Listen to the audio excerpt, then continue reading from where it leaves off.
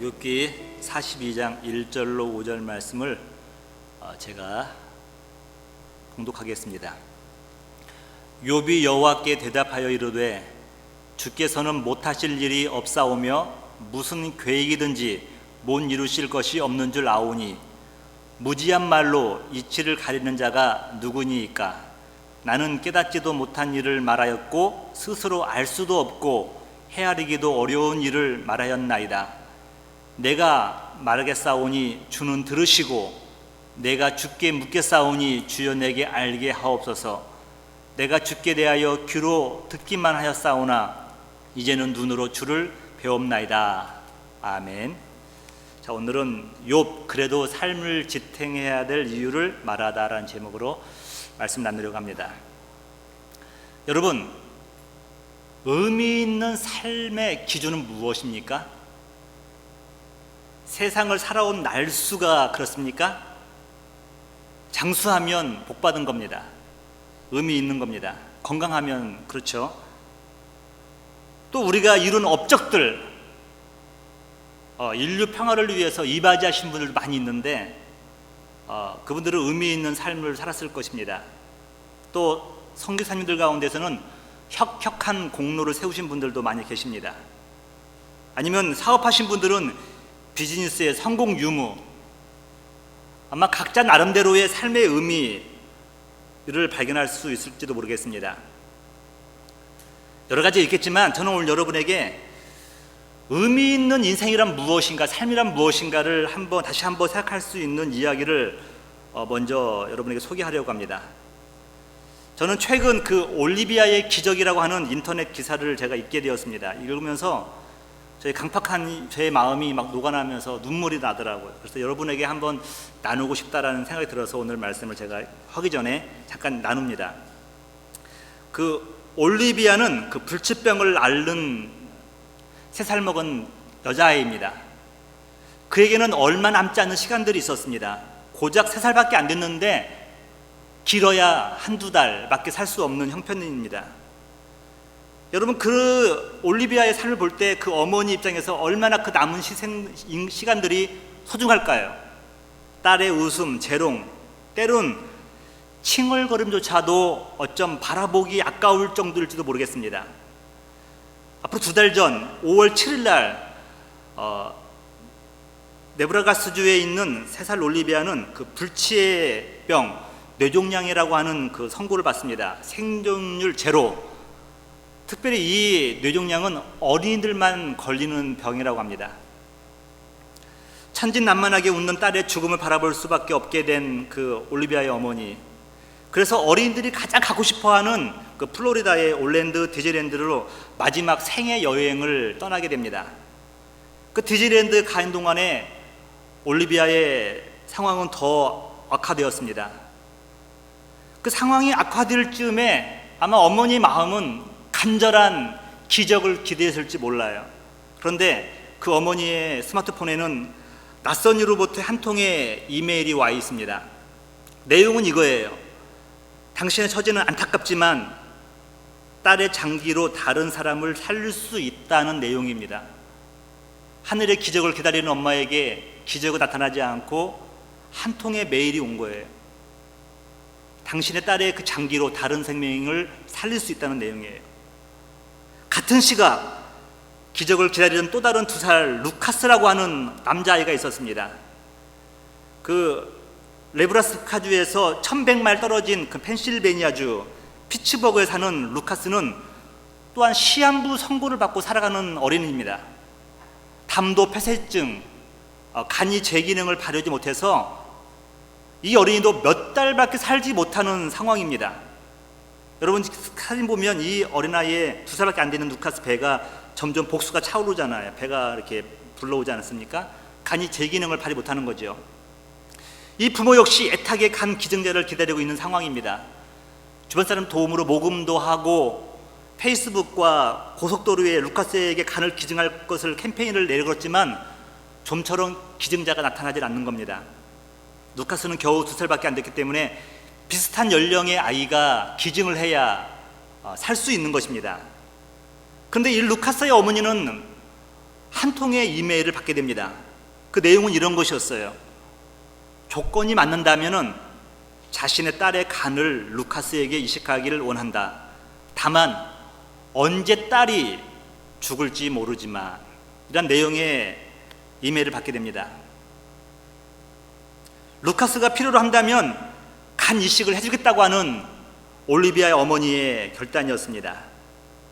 1100마일이나 떨어졌던 곳에서 전혀 모르는 사람으로부터 간을 기증하겠다는 기적이나 다름없는 내용을 듣게 됩니다.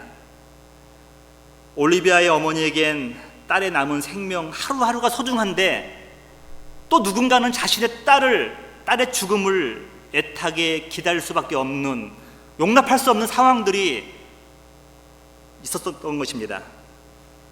그런데 올리비아의 부모는 딸의 삶을 고귀하게 만들기로 결심했습니다.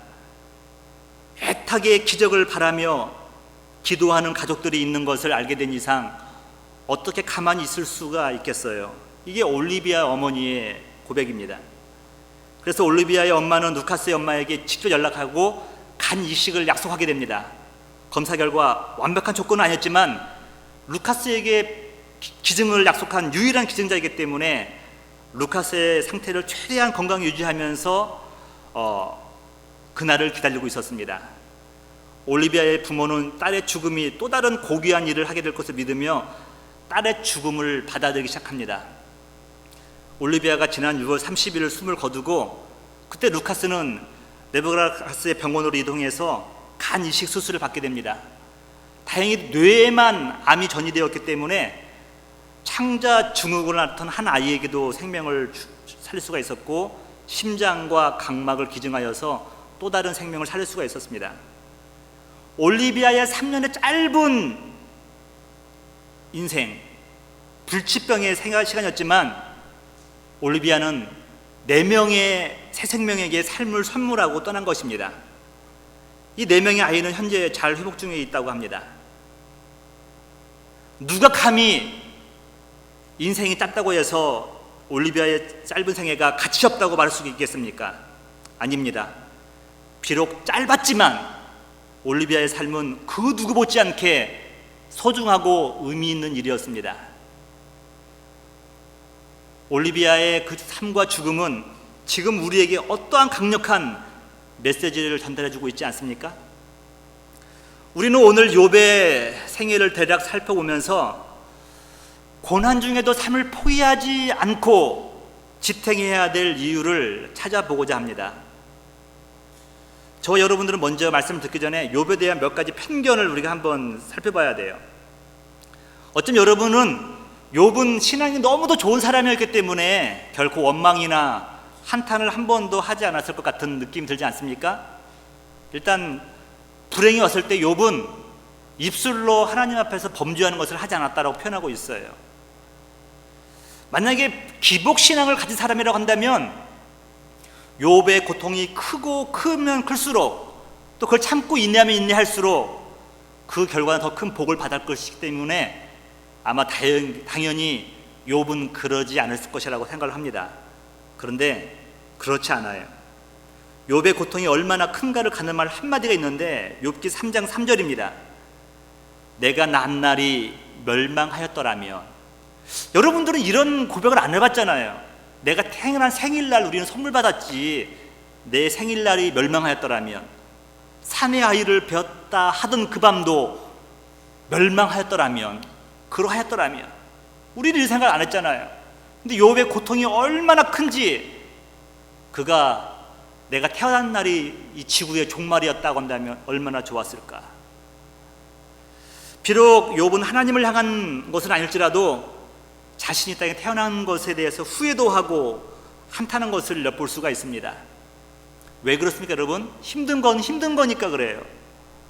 힘든 건 힘든 거잖아요.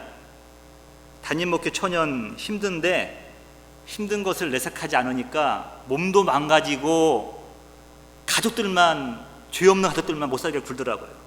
근데 한 지혜로운 권사님 저에게 충고를 해주는 거예요. 목사님, 힘든 것은 힘든 것이고 안 되는 것은 안 되는 거니까 힘든 것은 잠깐 내려놓으시고 안 되는 것은 포기하세요. 그 말에 얼마나 제가 힘이 됐는지, 그래서 제가 여러분 앞에 모르면 모른다, 아는 척 안 하잖아요. 예? 능력 없으면 능력 없다고 말을 하잖아요. 자유함을 누릴 수가 있었습니다.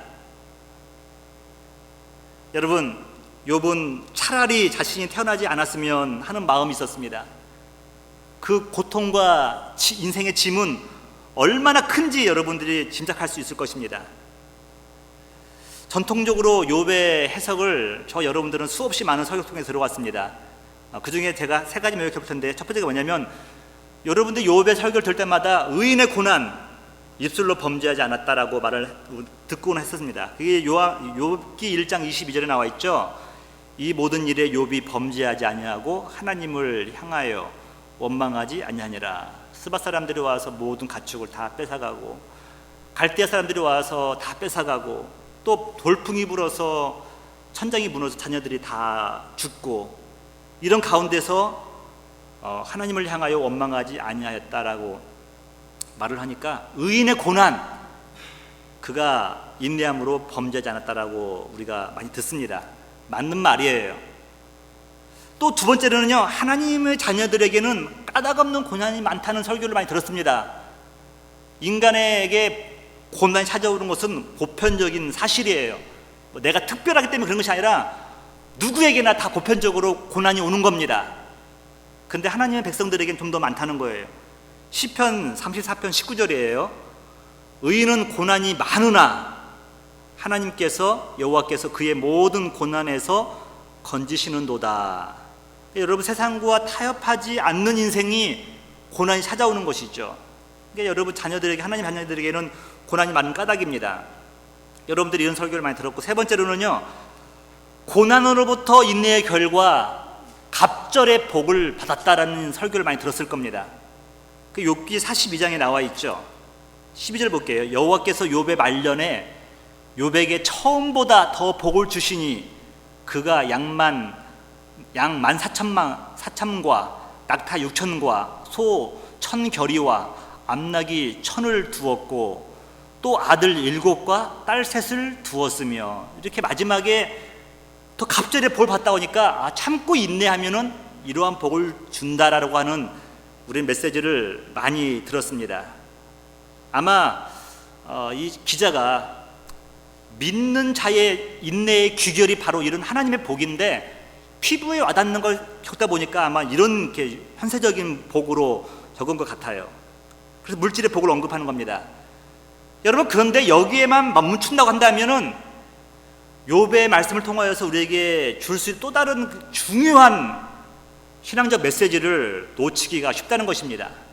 그래서 오늘은 욥의 얘기를 통하여서 하나님께서 우리에게 주시고자 하는 내용이 무엇인가를 한번 짚어보려고 합니다. 먼저 여러분, 욥의 얘기를 잘 아는 것처럼 욥의 사건을 봤던 이거예요.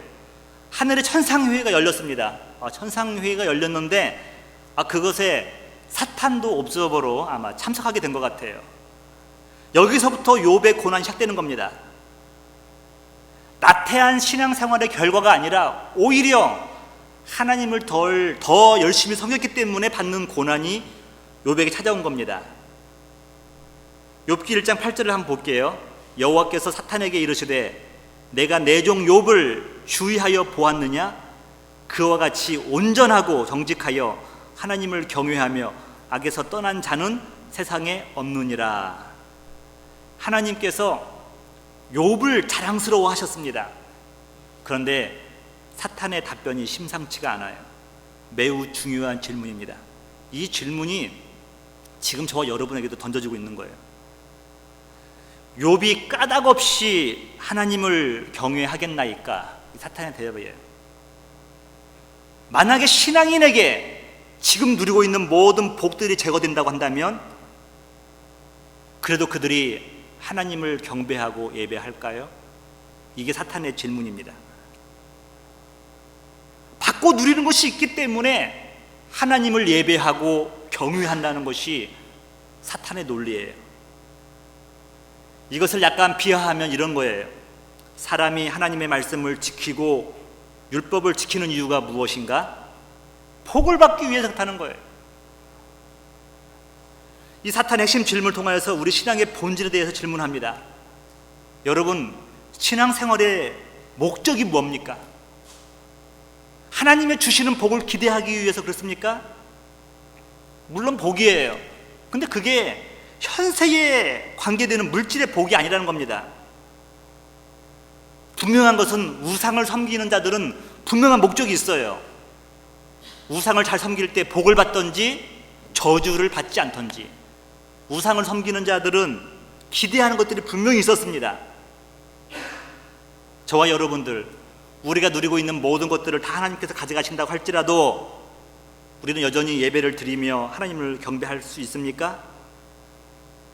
우리는 쉽게 대답할 수 못할지도 몰라요. 그러나 이것이 중요한 질문이기 때문에 사탄의 입을 통하여서 하나님이 우리에게 던져주시는 겁니다. 예수님을 따르던 수많은 제자들, 예수님과 함께 하니까요, 뭐가 된 것처럼 보이는 거예요. 기적을 일으키니까 볼거리가 있죠. 그 당시에는 뭐 특별한 볼거리가 없잖아요. 북한 같은 데 가보면 볼거리가 없으니까 타이어 펑크가 나가지고 누가 타이어를 이렇게 수리하잖아요. 그럼 사람이 한 30-40명이 동그랗게 구경한대요. 어떻게 하나 이게. 볼거리가 없는 시대잖아요. 예수님은 기적도 일으키시고 배고파하는 자들에게 기적으로 먹을 것을 주시고 또 혼인잔치의 때에는 물을 포도주로 변화시키고 사람들이 예수님을 따라다니면 뭔가 된 것 같기도 하고 막 얻어먹을 수 있다는 걸 알게 됩니다. 많이 따르기 시작합니다. 근데 예수님께서 말씀하실 때 양식을 얘기하는데 하늘의 양식을 말해요. 내 살과 피를 먹는 자를 얘기합니다. 또 하나님께서 허락하지 않으면 누구든지 구원받을 수 없다고 하는 어려운 얘기를 하는 거예요. 사람들이 듣기가 너무 거북한 거예요. 그냥 먹을 거나 주시지, 마실 음료나 주시지. 하나님은 하늘의 비밀을 말하니까요, 사람들이 하나둘 떠나기 시작합니다. 떠난 사람들이 무리가 아니었어요. 요한복음 6장 66절부터 보실래요? 그때부터 그의 제자 중에서, 여러분, 제자가 떠난 거예요. 제자 중에서 많은 사람이 떠나가고 다시 그와 함께 다니지 아니하더라. 보이는 것을 쫓았는데 예수님은 영적인 것을 얘기하는 겁니다. 67절, 예수께서 12 제자에게 이르시되 너희도 가려느냐라고 질문하잖아요. 이것이 사람의 본성이에요. 우리가 기대하는 것들이 깨지면은 관계도 깨집니다. 우리 혼인 서약할 때 검은 머리가 팥뿌리가 되도록 비가 오나 눈이 오나 말을 하지만요, 근데 신뢰가 깨지면은 관계도 깨지잖아요. 사탄의 질문은 오늘 우리에게 적용을 해야 됩니다. 나는 왜 하나님을 섬기는가? 나는 하나님을 왜 예배하는가? 시편의 글 중에 보면은 아삽이 지은 시가 몇 가지 소개가 되고 있습니다. 아삽이 특별히 시편 73편 28절을 보면요, 복이 뭔가를 말하고 있어요. 이게 뭐냐면 하나님께 가까이함이 내게 복이라. 믿으십니까? 하나님 가까이 하는 게 복이라는 거예요. 여러분, 이걸 깨달으면 좋을 텐데, 여러분, 하나님과 가까이 하는 것이 복이다. 하나님으로부터 무슨 부스러기가 아니에요.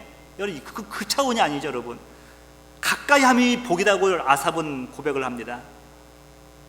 여러분, 사드락과 메삭 아벳느고는 풀무불에 던져지는데 하나님이 우리를 건져 주실 거라고 믿어요. 그런데 그러이 아니하실지라도 우리는 하나님만 섬기겠나이다, 그런 고백을 합니다. 하나님이시기 때문에, 여호와 하나님이시기 때문에 나는 그분을 경배하고 경유한다는 거예요. 욥의 삶은 뭔가를 받았기 때문에, 또 기대하기 때문에 하나님을 섬기는 것이 아니었습니다. 하나님 자체가 내 인생의 고리였어요. 목적이었다는 거예요. 여러분들도 여러분 인생 가운데 하나님이 여러분의 목적 되시기를 주님의 이름으로 축복합니다. 그 다음으로 욥의 항변이 아닌 항변을 한번 들어볼까요? 우리의 마음이 와닿는 이유가 있습니다. 욥이 하나님 앞에 항변을 해요. 여러분, 답답할 때 여러분 겸손하게 있지 마시고 하나님께 따져보세요. 근데 사람에게 따지면은 흉이 되잖아요. 근데 하나님께 따지면은 그것도 하나님의 기도가 되고 또 응답이 오는 겁니다. 이 욥의 항변이 우리의 마음속에 와닿는 이유가 뭡니까? 우리도 욥과 같이 까닭 없이 애매한 고난을 받을 때가 참 많잖아요. 하는 대체 까닭이나 알고 당하면 좋겠어요. 하나님 이유가 뭐예요? 내가 왜 이렇게 힘든 어려운 삶을 살아야 됩니까? 여러분 이렇게 물어본 적 없으십니까? 욥이 지금 그런 마음이에요. 욥기 10장 1절부터 3절입니다. 내 영혼이 살기에 곤비하니 내 불평을 토로하고 내 마음이 괴로운 대로 말하리이다. 하나님, 내가 항상 들었는데 이번만큼은 내가 말할 테니까 한번 들어보세요. 이게 이런 거예요. 내가 하나님께 아뢰오니 나를 정죄하지 마옵시고 무슨 까닭으로 나와 더불어 변론하시는지 내게 알게 하옵소서. 욥은 최소한 자기에게 지금 일어나고 있는 상황들이요, 하나님과 자기와 변론으로 생각하는 겁니다. 하나님과의 무슨 풀리지 않는 일 때문에 있다고 생각을 하는 거예요. 근데 여러분, 욥이 붙잡은 건 3절이에요. 주께서 주의 손으로 지으신 것을 학대하시며 멸시하시고 악인의 꾀에 빛을 비추시기를 선히 여기시나이까? 당신이 선하게 창조하신 피조물이 고통을 받는 것 통하여서 악인들이 얼마나 기뻐합니까? 봐라 예수 믿는 것들, 저 작것들 뻔하지 않느냐? 하나님, 그들의 이 빌미거리를 전해주는 것이 하나님의 뜻입니까? 이것이 지금 욥의 항변입니다. 저는 이 욥의 고백을 볼 때마다 연민도 느끼지만 마음이 후련해요. 은혜가 돼요. 왜냐하면 저의 마음이에요. 저의 마음, 우리의 마음이잖아요. 하나님께 고백하는 거, 하나님께 원망의 기도할지라도 그래서는 안 되겠지만 하나님께서는 들으신다는 겁니다. 여러분, 엘리바스, 빌닷, 소발, 욥의 좋은 친구들이에요. 논리도 있고 공부도 많이 한 친구들이에요. 이들과 논쟁을 하지만, 수많은 논쟁을 하지만 욥은 답을 얻지 못합니다. 내 인생에 고난이 왜 왔는가 답을 얻지 못하는 거예요. 똑똑한 친구들이 상담을 해주거나 충고를 해주면요, 율법적으로 해석할 때가 참 많아요. 정죄하기 바빠요. 그래서 여러분, 이게 주위에 율법적인 사람들이 많이 있으면 위로가 되기는커녕 오히려 시험 들 때가 참 많이 있습니다. 그때는 차라리 입을 다물고 있으면 돼요. 그냥 무슨 말 하지 말고. 그러면 오히려 그분이, 하나님께서 마음 주셔서 회복할 수 있는 시간들이 많아요. 엄한 얘기를 했다가 회개하라는 어떤 말을 했다가 더 힘들 때가 많잖아요. 지금 엘리바스와 빌닷과 소발은 그런 역할을 하는 겁니다.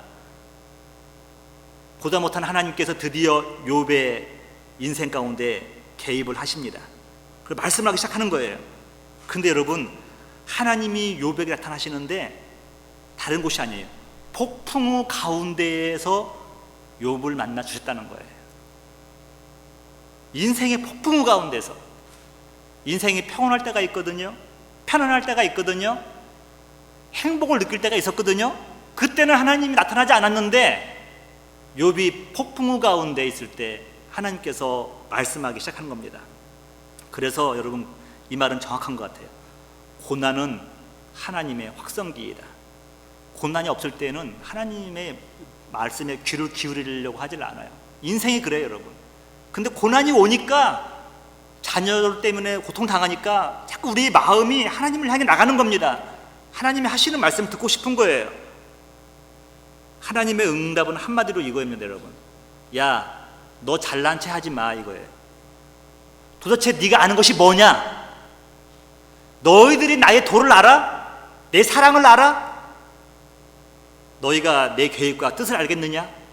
이게 하나님이 욥을 향해 주시는 메시지입니다. 욥기 38장 4절부터 볼게요. 하나님이 말씀하시는 겁니다. 내가 땅에 기초를 놓을 때에 내가 어디 있었느냐? 내가 깨달아 알았거든 말할지니라. 어디 있기는 어디 있습니다. 먼지도 아니었죠, 여러분. 5절, 누가 그것의 도량법을 정하였는지, 누가 그 줄을 그것의 위에 띄웠는지 내가 아느냐? 삼위일체 하나님께서 천지를 창조하셨을 때, 협동으로 창조하셨을 때 여러분, 치밀한 거였죠. 완전한 상태였죠. 그것을 우리 인생의 머리로 어떻게 알 수가 있겠습니까? 그것의 주추는 무엇 위에 세워졌으며 그 모퉁이 돌을 누가 놓았느냐? 여러분, 우주를 창조하실 때 주춧돌도 있고 또 주추도 있는데요, 이것을 누가 놓은 겁니까? 우리의 인간의 생각, 도서관에서 아무리 공부해도 나오질 않습니다. 하나님 말씀이 이거예요, 여러분. 내가 내 백성의 주인일진데 내가 무슨 일을 하든 너희들이 무슨 상관이냐. 여러분 믿으십니까? 하나님이 나의 주인이신데 내 가정 가운데 내 인생 가운데 좀 판을 흔든다고 해서 너희가 나에게 따질 수가 있느냐? 너희가 나의 고귀한 계획을 알 수 있느냐? 내가 주인일진데. 여러분 이 앞에서 욥은 입을 다물 수밖에 없는 거예요. 주인이 그렇게 하시겠다고 하는데요. 우리가 지난주에 예레미야 말씀을 읽지 않았습니까? 예레미야 18장 6절에 이렇게 말씀하고 있죠. 여호와의 말씀이니라 이스라엘 족속아 이 토기장이가 하는 것 같이 내가 능히 너희에게 행하지 못하겠느냐. 이스라엘 족속아 진흙이 토기장의 손에 있음 같이 너희가 내 손에 있느니라. 그냥 부실 수도 있고 다시 지을 수도 있고 몰딩도 하기도 하고 파상도 하고 부시기도 하면서 다시 모양을 만들기도 하고 부시기도 하는 거예요. 이건 토기장의 손에 있는 거예요. 그 농로 위에 올라가 있는 진흙은 그 토기장에 의해서 지음 받을 수밖에 없는 겁니다. 지금 욥의 고난을 통해서 하나님께서 말씀하시는 것이 바로 이런 거예요. 인생에서 가장 큰 깨달음, 고귀한 깨달음, 그게 무엇입니까 여러분? 여러분 나사에서 최근에 명왕성에서 최근거리에서 찍은 사진을 보내줬잖아요. 근데 명왕성 보니까 이산화탄소에 얼음이 있다는 거예요. 여러분 이러한 깨달음도 여러분 놀라운 일이지만 이건과 비교할 수 없는 것이 있어요. 그게 뭐냐면 여호와 하나님이 우리 인생의 주인이시다. 이걸 지금 욥을 통해서 말씀해 주고 있는 거예요. 하나님이 내 인생의 주인이라고 한다면, 우리 가정의 주인이라고 한다면, 우리 교회의 주인이라고 한다면 한 가지 확실한 건 이겁니다. 그가 내 인생을, 우리 가정을, 우리 교회를 책임져 주신다. 믿으십니까? 이걸 지금 욥에게 말씀하고 싶은 거예요. 그분이 우리 인생의 주인이시다. 여러분 시편 46편에 보면 고라자손의 시가 나오는데 아수르의 사내림 하면은 자다가도 벌떡 일어난 사람들이 이스라엘 백성들이었어요. 애들이 울 때 아수르의 사내림이 온다 그러면 벌떡 애들이 눈물이 툭 쳤습니다. 그만큼 잔인한 사내림이었어요. 이 잔인한 아수르의 군대가 이스라엘 백성들을 쳐들어오니까 히스기야 왕도 이스라엘 백성들로 혼비백산되는 겁니다. 여러분 너무나 두려움이 크니까 신앙적인 논리도 떠나버리는 거예요. 믿음의 자신감도 상실하는 거예요. 여러분 그래도 믿음 얘기하는 사람 그리고 신앙 얘기하는 사람은요 견딜만 한 거예요. 근데 이 두려움이 너무 크니까 신앙의 논리와 믿음이 다 사라져버리는 거예요. 붕괴돼 버리는 거예요. 그러니까 여러분 신앙의 마음을 잃어버리니까 제물로 피난처를 삼아보려고 성전 기둥에 금까지 다 벗겨서 아수르에게 바쳐봅니다. 그러나 소용이 없어요. 사람을 피난처 삼아보려고 애굽 사람들에게 도움을 요청하지만 도움이 되질 않습니다. 그러나 뒤늦게나마 히스기야 왕은 이스라엘의 피난처와 힘과 도움이 누군지를 기억해내는 거예요. 드디어 정신이 차린 거예요. 하나님밖에 없구나. 하나님밖에 없구나.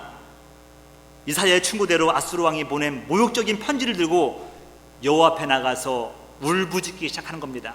하나님과 단판을 짓는 거예요. 하나님께서 그의 울부짖음을 들으셨어요.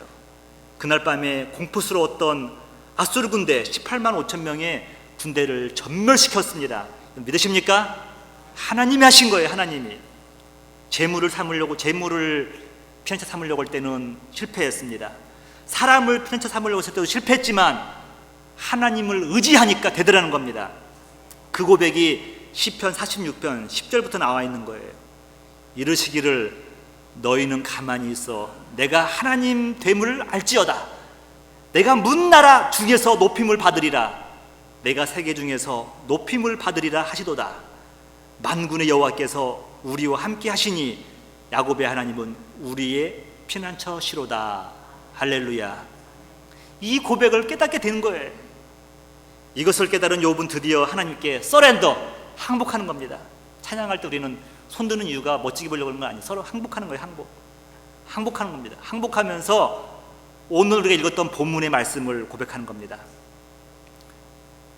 욥기 42장 1절에 5절에 제가 읽어볼게요. 욥이 여호와께 대답하여 이르되 주께서는 못하실 일이 없사오며 무슨 계획이든지 문지르실 것이 없는 줄 아오니 무지한 말로 이치를 가리는 자가 누구이니까 나는 깨닫지도 못한 일로 말하였고 스스로 알 수도 없고 헤아리기도 어려운 일을 말하였나이다.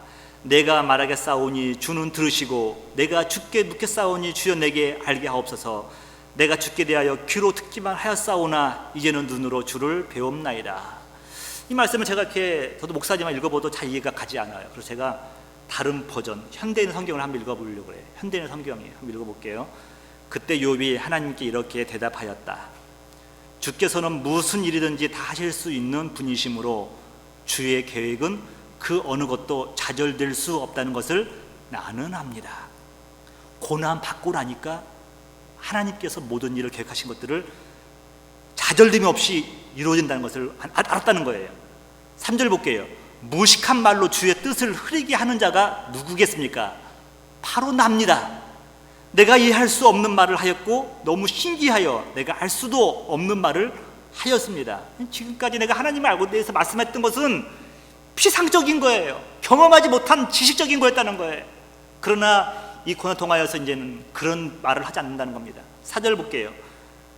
우리 번역과 너무 틀리죠. 주께서 저에게 이제 너는 들어라. 내가 말하겠다. 내가 너에게 물을 테니 너는 나에게 대답하라. 너는 입을 잠잠히 하고 내가 말하는 것을 들으라는 거예요. 영어 성경 똑같더라고요. 내가 너에게 물을 테니 너는 그것을 대답하라는 것입니다. 그러면서 5절이 클라이막스죠, 여러분. 전에는 내가 죽게 대하여 귀로 듣기만 하였는데 이제는 내 눈으로 주를 직접 보았습니다. 할렐루야. 여러분, 고난의 의미가 없는 것이 하나도 없어요. 욥은 이 어려움을 통하여서 추상적이고 피상적으로 하나님에 대해서 알았다고 한다면 이제는 직접 하나님의 눈을 바라볼 수 있는 그런 신앙을 갖게 되었다는 겁니다. 내 눈으로 직접 주를 보았다. 이게 욥의 클라이막스 아닙니까? 하나님은 천상에 계시고 하늘에 계시고 나는 땅에 있고 내가 필요할 때 요청하시면 하나님은 들어주시고 이런 관계가 아니라 이제는 하나님과 나와 함께 동거하는 거예요. 제가 요즘에 역사의 파편들이라고 하는 도널드 그레그 책을 읽으면서 이런저런 생각을 많이 하게 됩니다. 참 훌륭하신 분이다 생각하는데, 그러면서 이런 생각을 들어봤어요. 여러분, 기억의 조각들, 지금 저와 여러분들이 존재하기 위해서 오늘 내가 존재하게 된 이유는 뭐냐면 수많은 과거의 인생의 크고 작은 사건들, 상처도 있고 즐거운 일도 있을 것이고 그 조각들이 있거든요. 그 조각들이 모인 결과 오늘의 내가 형성됐다는 겁니다. 어쩌면 여러분, 우리의 오늘 하루의 삶이 내 인생의 큰 그림의 모자이크처럼 한 부분을 지금 점 찍고 있는 거예요. 근데 여러분, 중요한 건 뭐냐면 과거에 기억하고 싶지 않았던 그 아픈 그 경험들이 여러분이 장차 나중에는요, 여러분들 자서전을 쓸 때 하나의 멋진 그 장면으로 이렇게 들어갈 수도 있겠더라고요. 과거에 여러분들이 실패했던 그 삶의 이야기가 하나님이 개입하셔서 그것이 다 회복되고 나니까 부끄러움이 아니에요. 그 가운데서 하나님을 보았다고 하는 그런 고백들이 나올 수 있겠더라고요. 그래서 여러분, 과거에 아픔과 상처 줬던 크고 작은 사건들, 상처들 결코 의미 없는 것은 하나도 없습니다. 다만 우리는 이러한 자세로 욥과 같이 나가야 되는 거예요.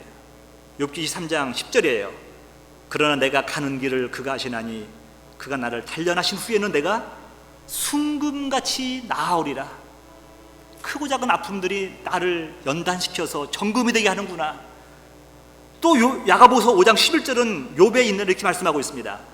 보라, 인내하는 자를 우리가 복되다 하나니 너희가 욥의 인내를 들었고 주께서 주신 결말을 보았거니와 주는 가장 자비하시고 긍휼히 여기시는 이시니라 라고 말씀하고 있습니다. 여러분, 이게 욥의 인내로부터 얻을 수 있는 것들이에요. 말씀을 다시 정리합니다. 그럼 다시 처음 얘기했던 올리비아 어머니의 고백으로 말씀을 마치려고 합니다. 여러분, 딸의 죽음과 장기 기증을 지켜본 올리비아의 엄마 로레사는 이렇게 말합니다. 올리비아가 세상에 온 데 이유가 있었어요. 저는 이게 바로 그 이유라고 믿어요. 올리비아는 정말 많은 사람들에게 영감을 주고 떠났어요. 지금도 너무도 보고 싶네요. 나의 딸 세상 천사가 된 올리비아. 이 올리비아의 어머니는 그 어려움을 신앙으로 승화시켰잖아요. 욥의 이야기의 결론은 이겁니다. 하나님은 하나님이시다는 거예요. 그가 우리 인생의 주인이시고 그가 우리 인생을 주관하신다는 것을 말씀하고 있는 겁니다. 모쪼록 욥의 이야기를 통하여서 여러분 고난 가운데도 기뻐하시고 인내하시면서 하나님 뜻이 여러분 가운데 온전히 이루어지기를 주님의 이름으로 축복합니다. 다 같이 일어나셔서 우리 이 시간 하나님은 우리의 편안차가 되시며 고백하겠습니다.